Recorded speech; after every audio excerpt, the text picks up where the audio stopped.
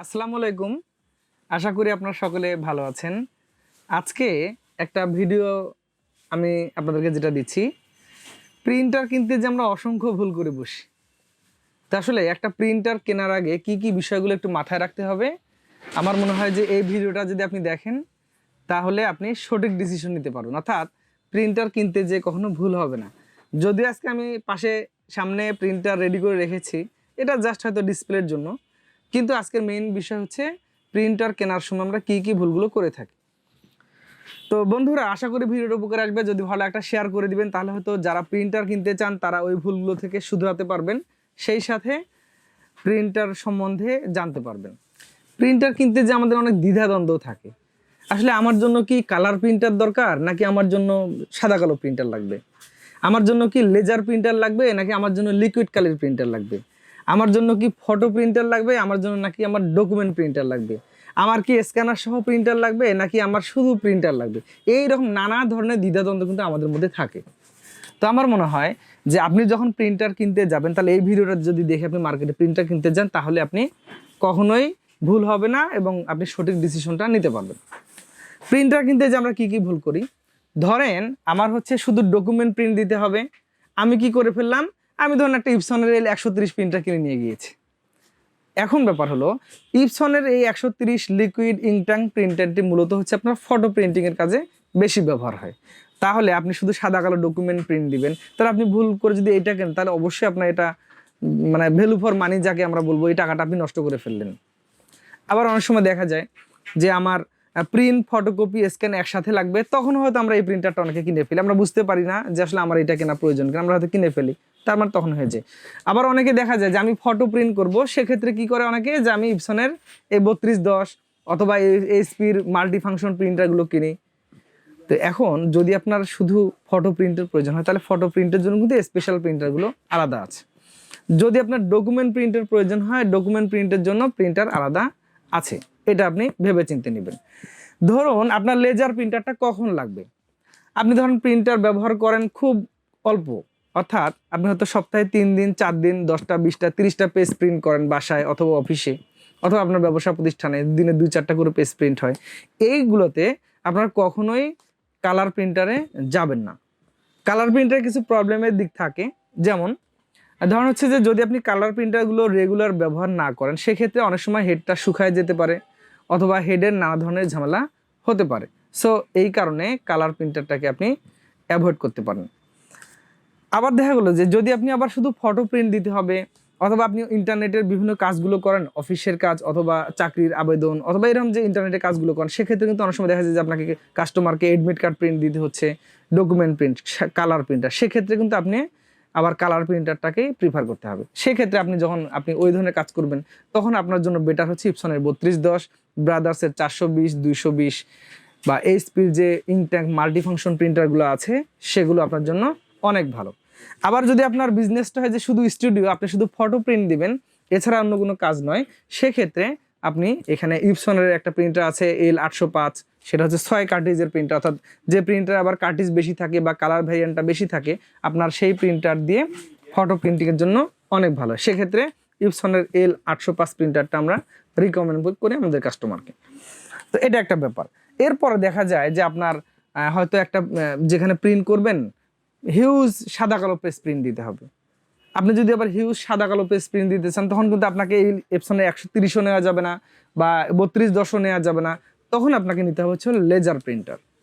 অর্থাৎ আপনাকে টাকা সেভ করতে হবে।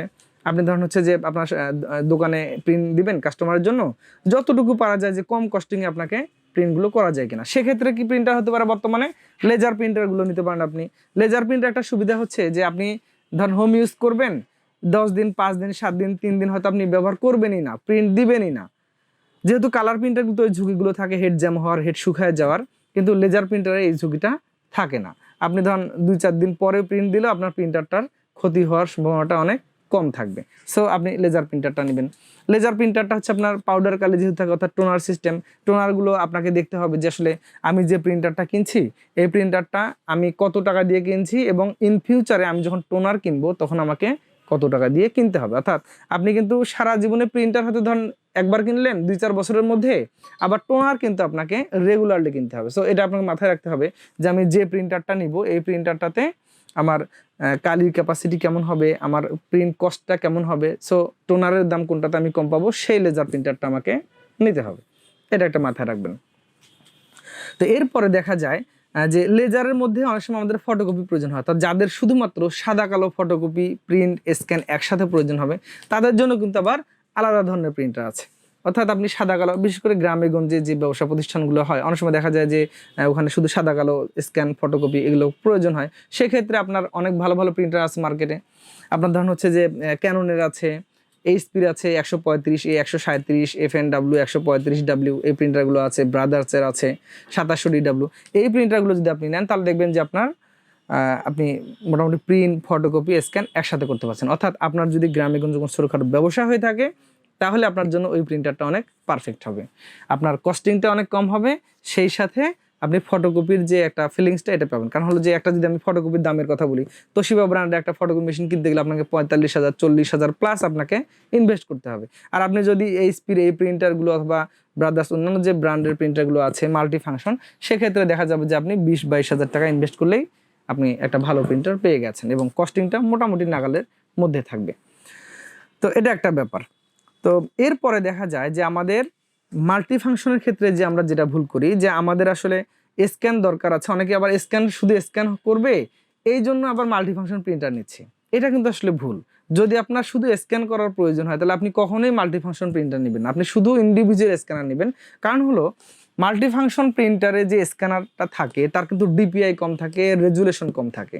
অর্থাৎ যারা হয়তো বিভিন্ন দোকানের ভিতরে কাজ করেন অনলাইনের, তারা হয়তো দেখা যাবে যে একটা ইমেজ আপনাকে দিতে হবে, আপনাকে ভালো রেজুলেশন লাগবে। আপনি যদি এগুলো দিয়ে দেন দেখবেন যে অনেক সময় রেজুলেশনটা খারাপ হয়ে যেতেও পারে। অর্থাৎ একটা বড় ডকুমেন্ট, একটা ভালো ডকুমেন্ট খুব নিখুঁত লাগবে, এই ক্ষেত্রে আপনারা অবশ্যই শুধুমাত্র স্ক্যানারগুলো ব্যবহার করবেন। তাহলে দেখা যাবে যে আপনি আপনার কাজের কোয়ালিটিটা অনেক ভালো থাকছে।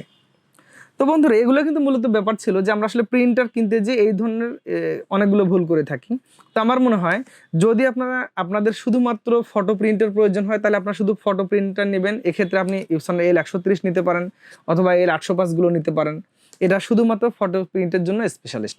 যদি আপনার প্রিন্ট ফটোকপি স্ক্যান করার প্রয়োজন হয় সেক্ষেত্রে আপনি ধরুন 3210 নিতে পারেন, অথবা হচ্ছে আপনি ব্রাদার্সের কিছু কিছু মডেল আছে, এইচপির কিছু কিছু মাল্টি ফাংশন মডেল আছে, এগুলো নিতে পারেন। এরপর যখন আপনাদের শুধু ডকুমেন্ট প্রিন্ট দিতে হবে তখন আপনারা লেজার প্রিন্টার নেবেন। আমি মূলত এটাই বলার চেষ্টা করলাম যাতে করে আসলে আপনারা প্রিন্টার কেনার সময় একটা সঠিক ডিসিশন নিতে পারেন।